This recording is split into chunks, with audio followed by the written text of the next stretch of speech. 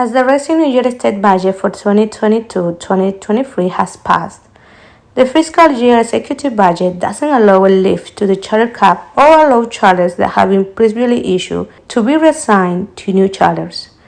145,000 students are attending 272 charter schools in New York City. Jamila Martinez has this reporting from the streets of Washington Heights, Upper Manhattan. 75% of New York City public schools enroll fewer students this year. The enrollment dropped 5.6%. However, enrollment has jumped in charter schools by 9% over 2 years. Residents in the street of Washington Heights have different opinions about the preference between charter and traditional public school and the funding for both school systems. Fabiola, a mother of a 10-year-old child, sent her daughter to a charter school over a public school due to the size of the classes. They are fewer children and they pay more attention to the public school.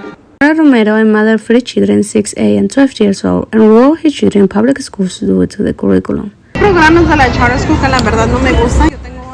charter school programs that I really don't like. I have friends who have the kids in charter school and they're always behind in the subject. The way they teach is also different and they don't follow the core.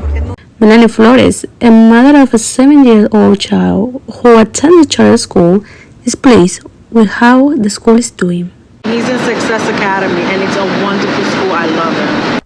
The Success Academy Charter School in Washington Heights has met or set expectations by 92% of the English language art exam.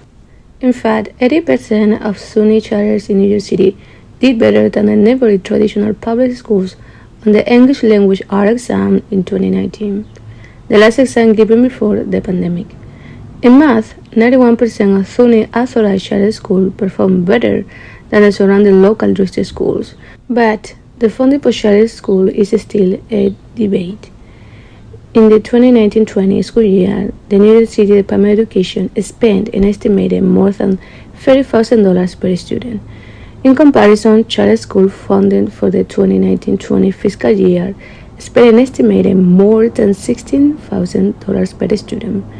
New York City Department of Education includes federal funding as well as expense aid items such as transportation and debt service, items which many charter schools receive as in-kind contributions.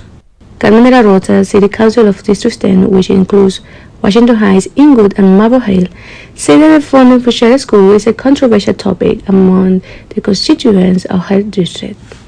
The community is split. There is a group of parents that believe that the charter school cap and the budget should be incremented because they're children of our communities that are attending charter schools, and that there shouldn't be a distinction between charter schools and traditional public schools. And then there's a group of parents that believe that funding charter schools takes away money from public schools that don't have private funders giving them money in their budget, and that most of that money should go to traditional public schools. So there's a divide between both communities. It's a difficult conversation, right? Because parental choice exists. People can decide where they want to take their children. But I do know that many of our public schools are suffering in the district with not enough resources to do things like music classes, enrichment courses, parent academies, and other resources that were needed. So there needs to be a more equal distribution of resources all around. But it's a very controversial conversation in the district right now. For Hunter College News, I'm Jamila Martinez in New York.